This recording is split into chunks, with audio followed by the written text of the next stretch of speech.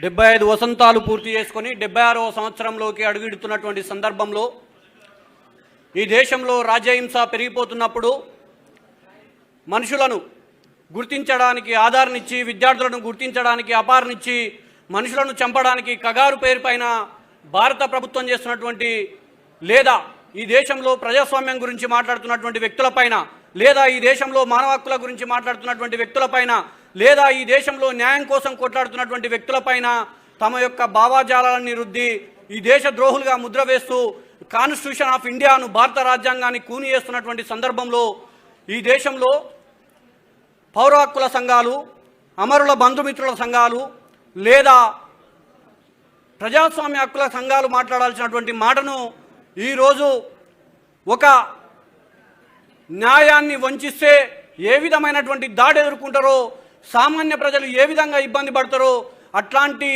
దాడి అక్క మీద జరిగింది. వారు మాట్లాడాల్సినటువంటి సందర్భం ఈరోజు భారత రాజ్యాంగం గురించి ఎవరు పౌర సమాజం మొత్తం కూడా నిర్వీర్యమైపోయి మాట్లాడని సందర్భంలో మాట్లాడుతున్నటువంటి అక్క తెలంగాణ అస్తిత్వం, ఆత్మగౌరవం, సాంస్కృతిక ఉద్యమాన్ని నడుపుతున్నటువంటి, దానితో పాటు రాజ్యాంగ పరిరక్షణ ఉద్యమాన్ని నెత్తికెత్తుకున్నటువంటి అక్క కవితక్క గారికి ధన్యవాదాలు తెలియజేస్తూ, ఈరోజు మరి ఇంత జరుగుతున్న ఈ దేశంలో న్యాయ వ్యవస్థ లేదా అని చెప్పేసి మనకు డౌట్ రావచ్చు. ఈ దేశంలో న్యాయ వ్యవస్థ ఉన్నది, కానీ ఈ దేశంలో న్యాయ వ్యవస్థ అనేక లోటుపాట్లతో ఉన్నది.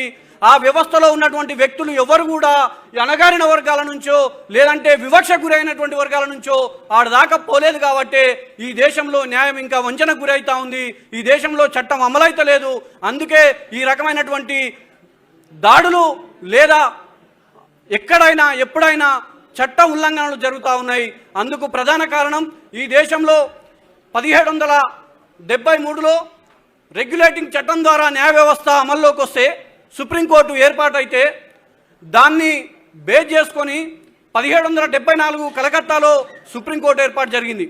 సుప్రీంకోర్టు ఏర్పాటు జరిగిన తర్వాత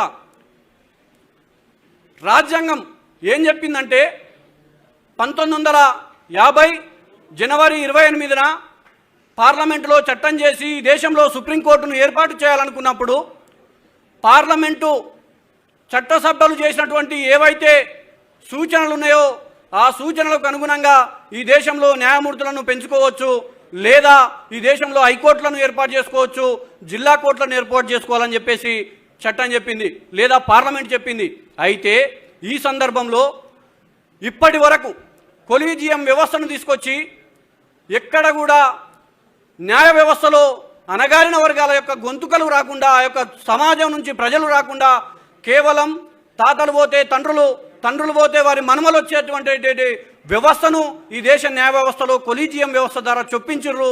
దానికి అనుగుణంగానే ఈ యొక్క ప్రజల హక్కుల గురించి, అణచివేయబడుతున్నటువంటి ప్రజల ఆక్రందనల గురించి సుప్రీంకోర్టు వేదికగా మాట్లాడేటువంటి ప్రాతినిధ్యం లేకుండా పోయింది. ప్రాతినిధ్యం లేకుండా పోవడమే కాదు, కనీసం ఆ యొక్క జాతుల నుంచి ఇప్పటి వరకు ఒక్క వ్యక్తులు కూడా సుప్రీంకోర్టు న్యాయమూర్తులుగా కొనసాగడానికి అవకాశం లేకుండా పోయింది. దానికంతటి కూడా కొలీజియం వ్యవస్థ కారణమైందని చెప్పేసి మనం భావించాల్సి ఉంది. దానితో పాటు ఈ కొలీజియం వ్యవస్థ మరి ఏం చేసిందంటే, రాష్ట్రపతి ఈ వ్యవస్థలో న్యాయమూర్తులను నియమించుకునేటువంటి అవకాశం ఇచ్చింది. కానీ న్యాయమూర్తులను నియమించుకునేటువంటి అవకాశం కొలీజియం వ్యవస్థకుంటే ఇంతవరకు ఒక్క బీసీని, ఒక్క ఎస్సీని, ఒక్క ఎస్టీని, ఎస్టీలలో ఆదివాసీలను, ఆదివాసీలలో ఇంకా అణచివేయబడుతున్నటువంటి కులాలను ఇప్పటి వరకు సుప్రీంకోర్టు జడ్జీలు కాకుండా అడ్డుకున్నది. ఒకవేళ వీరెవరైనా లేరేందని చెప్పేసి రాష్ట్రపతి ఆ బిల్లును తిప్పి పంపితే, మళ్ళీ రెండోసారి తిప్పి పంపితే సచ్చినట్టు రాష్ట్రపతి కూడా ఆ బిల్లును కొలీజియం వ్యవస్థ సిఫారసు చేస్తే అమలు చేయాల్సిందే తప్ప దాన్ని పెండింగ్లో పెట్టడానికి లేదు, రిటర్న్ చేయనీక లేదు. ఈ విధంగా ఈ దేశ న్యాయ వ్యవస్థ రాజ్యాంగానికి తూట్లు పొడుస్తూ ఉంది. మరి ప్రజలందరికీ స్వేచ్ఛ, సమానత్వం, న్యాయం దక్కాలి కదా. మరి న్యాయం దక్కాలంటే ఏం చేయాలి? ప్రజలకు న్యాయస్థానాల ద్వారా న్యాయ వ్యవస్థను న్యాయం చేరువ చేయాలనేటువంటి ఒక ప్రయత్నం భారత పార్లమెంటు చేస్తే 2014లో జ్యుడిషియల్ సర్వీస్ అపాయింట్మెంట్ కమిషన్ను ఏర్పాటు చేస్తే ఇంతవరకు కూడా ఆ యొక్క కమిషన్ను ఏర్పాటు చేయలేదు. ఎందుకు ఏర్పాటు చేయలేదు అనే ఆలోచన చేస్తే దీని వెనుక మతలబ్ ఏంటంటే, జిల్లా జడ్జీల వరకు పరీక్షల ద్వారా జడ్జీలు ఎంపికైతే హైకోర్టు సుప్రీంకోర్టులకు మాత్రం కొలీజియం సిఫారసుల ద్వారా జడ్జీలు ఎన్నికైతారు. తద్వారా వారి యొక్క ఆధిపత్యానికి అడ్డంకులు ఏర్పడతాయి, వారి యొక్క ప్రాతినిధ్యం ఆ కోర్టుల నుంచి తుడిచివేయబడుతుంది.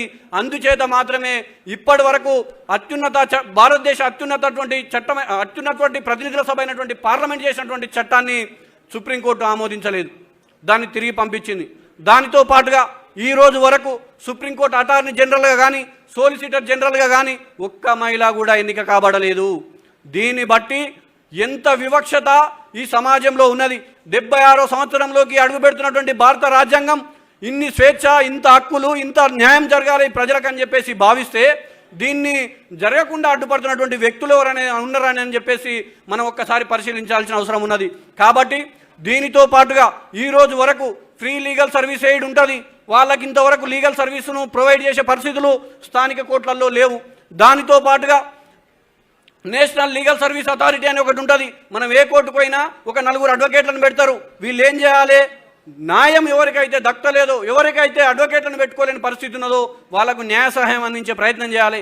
వీటన్నిటిని కూడా ఎక్కడికక్కడ తుంగలో దొక్కుతూ పోస్టులు భర్తీ చేయకుండా, భర్తీ చేసినటువంటి పోస్టులలో వీళ్ళు ఉండకుండా ఇట్లాంటి పరిస్థితి ఎదురైనది ఈ దేశంలో.